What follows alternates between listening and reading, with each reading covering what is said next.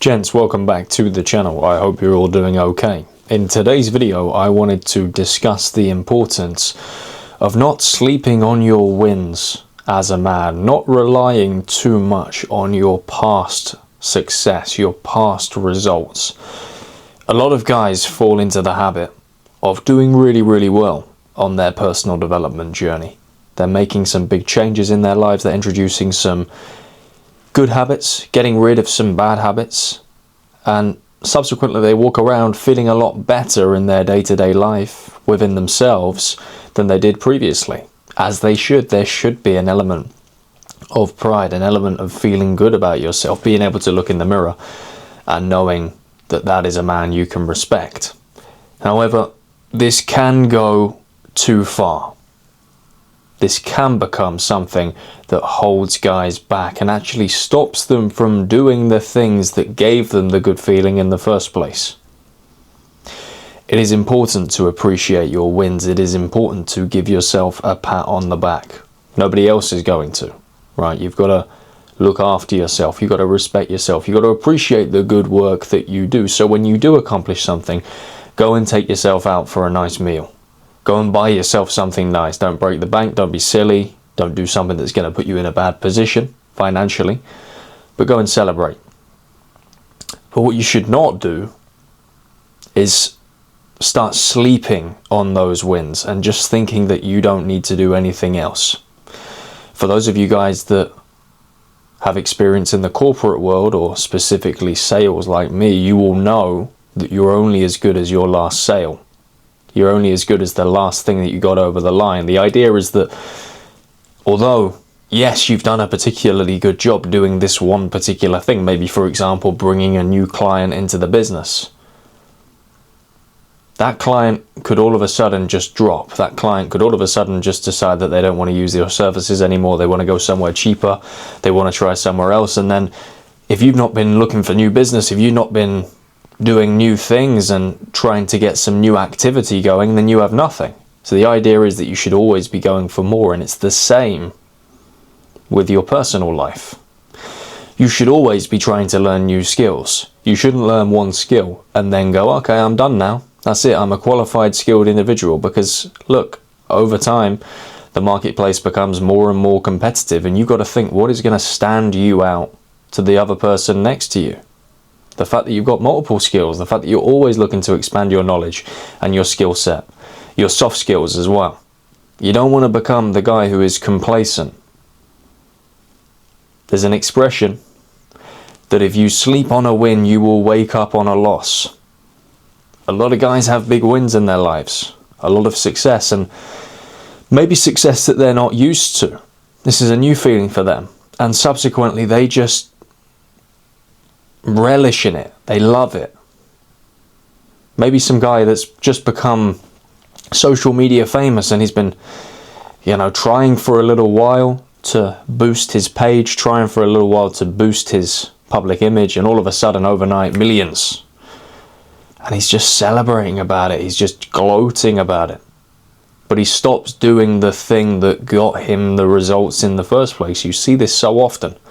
You want to try and be the guy, or at least emulate this within your life, the guy who is just steady, the guy who is just consistent and producing quality, producing to a high level. We're not talking about being average here. You are not average. We're not aiming for average, but we are aiming for consistently good. Consistently good is a lot better than great every now and again. Great once every 6 months, great once every year. Consistently good, and hopefully consistently great, is something that will be recognized for years to come. But don't find yourself, and I think if we're honest with ourselves, we've all made this mistake once or twice in our lives and been humbled in the process. Don't find yourself sleeping on wins, thinking that it's okay, I've done that one particular thing, so I don't need to do the work anymore. Stop looking for an ending. Stop looking for a way out. Stop looking for a time to pause. You should always be going for more, and not in a greedy way, not in a desperate way either, but you should always be in pursuit of things that are going to make you better. make you more skilled, make you more equipped for the challenges of life. Because the second you start thinking, I'm done, I've done everything I need to do, then somebody else is going to pass you by. And guess what? That guy probably wants the same things as you. The same house, the same car, the same watch, the same plot of land, hey, maybe even the same woman. And on a side note, this can expand all the way into relationships as well, because women love a guy who shows ambition. Women love a guy who has a real path set out in front of him that's challenging.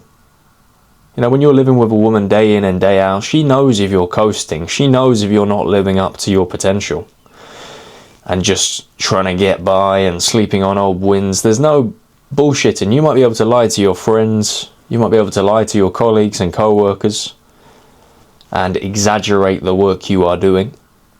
But behind closed doors, it's you and your wife, it's you and your girlfriend, you and your partner, right?